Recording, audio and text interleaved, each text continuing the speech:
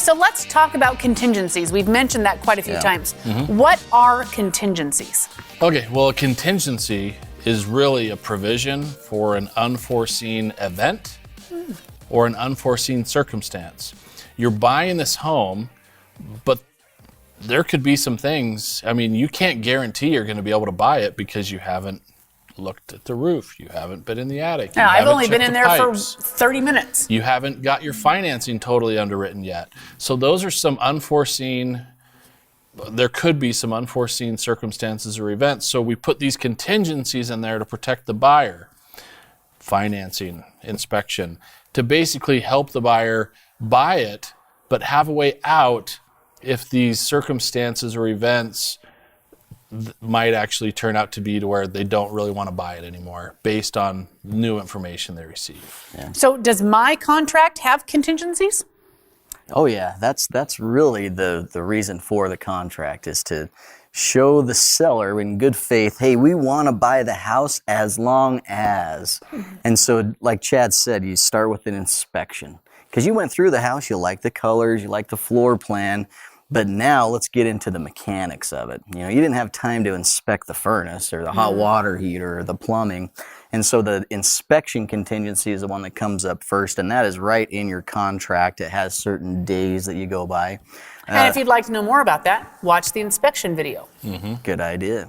Financing, like Chad said, sale of your home. If you're using the equity from your current house and there's no way you can qualify on the loan for the new home, then you make this new contract contingent on the sale of your current house. We even had one a few years ago where there was a buyer gal that wanted her dad to view the property. And so she said, I don't want to buy this unless my dad sees it, and so we put that in the contract. You can put anything you want in there as a contingency, but just remember you want to keep it simple. It sounds like every time you add something, it makes it a little more complex. That's right. So in this, what do I need to do about contingencies?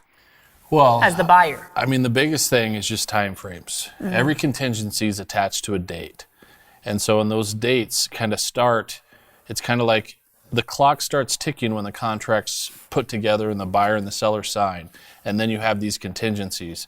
So you need to make sure that you get your lending documents to the other agent within a certain amount of time. You need to make sure you do your inspection within a certain amount of time.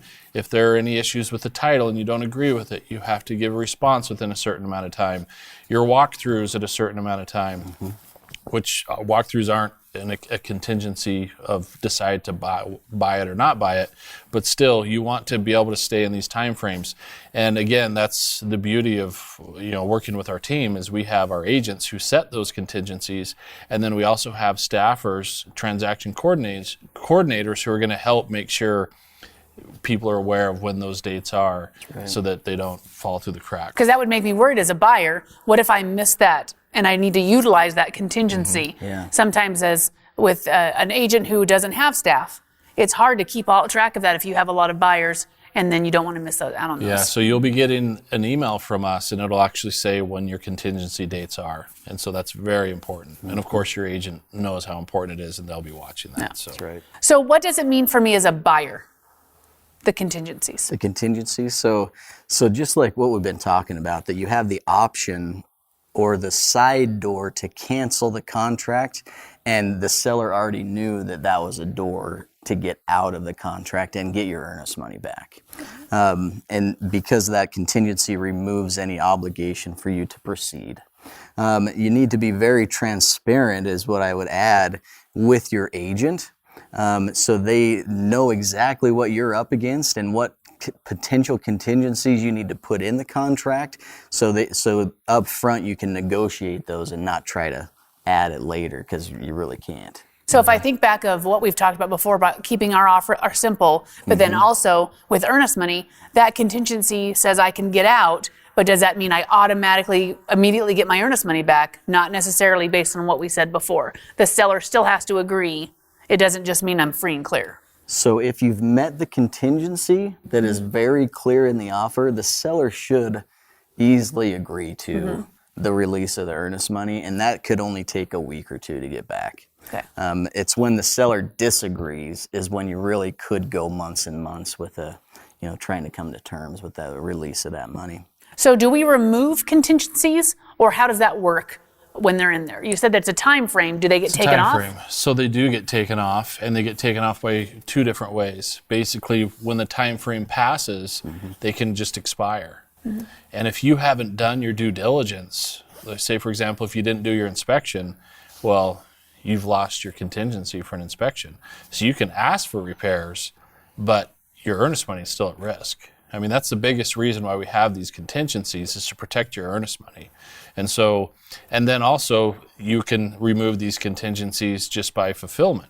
And so basically, let's say you do the inspection and you say that everything's fine and you don't want anything done to it. You send that paper saying everything's fine, you're moving forward, you remove that contingency. Or if you notice a few things to where you're like, hey, I didn't know this existed. I'm not comfortable with buying this home anymore at this price. I want this and this and this fixed. And if the seller agrees with that in writing, then it's also removed. So, and then the repairs then have to be done later on. And the repairs of them, the buyer and the seller have to agree to them. But if they're not done the way you want them, that's not a contingency.